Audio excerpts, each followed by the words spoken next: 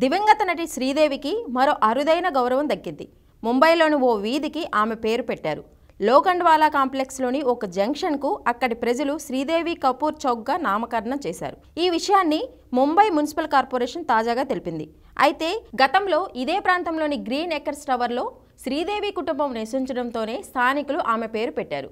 శ్రీదేవి, బోనీ కపూర్తో పాటు ఆమె ఇద్దరు కుమార్తెలు జాన్వీ కపూర్, ఖుషీ కపూర్లు నివసించేవారని, శ్రీదేవి మరణించిన అనంతరం అక్కడి నుంచి షిఫ్ట్ అయ్యారని స్థానిక ప్రజలు చెబుతున్నారు. గతంలో శ్రీదేవి జ్ఞాపకార్థం ముంబైలోని ఓ ఫ్లైఓవర్కి అభినేత్రి శ్రీదేవి ఉదాన్ పూల్ అని పేరు పెట్టాలని బీజేపీ కార్పొరేటర్ మోగి రాజ్ లేఖ రాశారు. చెన్నైలో పుట్టిన శ్రీదేవి తెలుగు, తమిళ, మలయాళ, కన్నడ, హిందీ లాంటి భాషల్లో నటించి తిరుగులేని స్టార్గా ఎదిగింది.